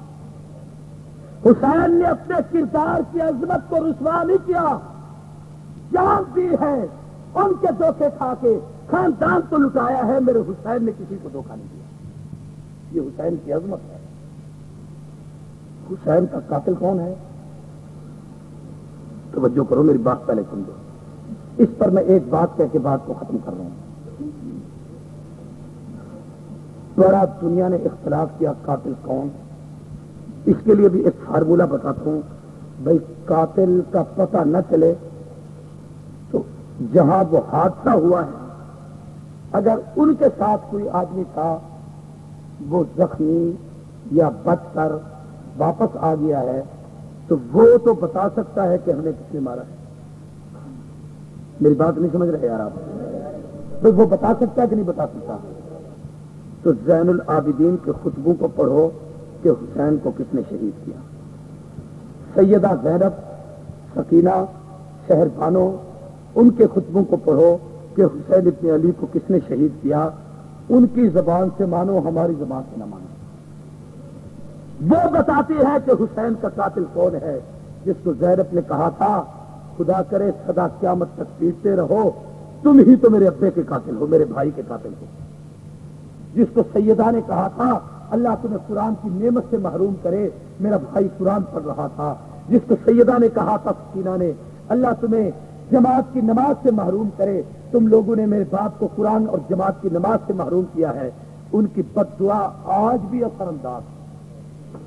نہیں سمجھ رہے یار میں کیا کہہ رہا ہوں؟ اور اگر پھر بھی آپ کو قاتل نہ سمجھ آئے، ایک آدمی سائیکل موٹر پہ جا رہا تھا، راستے میں پتہ چلا کہ وہ مر گیا ہے، سائیکل موٹر کو چھین کے لے گیا ہے، ساتھ سامان تھا وہ بھی تو اٹھا کے لے گیا، پورے شہر کا محاصرہ پولیس نے کر دیا، گھر گھر کی تلاشی شروع کی، تو ایک جگہ سے سائیکل موٹر مل گئی، نمبر پلیٹ بھی وہی تھی، گاڑی بھی وہی تھی۔ اب جس کے گھر سے ملی اس کو کہیں گے کہ یہ سائیکل موٹر وہی ہے جہاں آدمی قتل ہوا ہے، جو اسی کی چیز تیرے پاس ہے، تو بتا یہ تیرے پاس کیسے آئی؟ یا تو قاتل ہے یا قاتل کو پناہ دینے والا ہے، اپنی صفائی تو پیش کر، یہ تیرے پاس کیسے آئی، آلہ قتل تیرے پاس کیسے پہنچ گیا؟ مسلمانوں، حسین تو اللہ کو پیارے ہو گئے، شہید ہو گئے، لیکن میں کہتا ہوں کہ حسین ابن علی کی جو چیزیں لوگ کہتے ہیں کربلا نے ساتھ تھی، تلاش کرو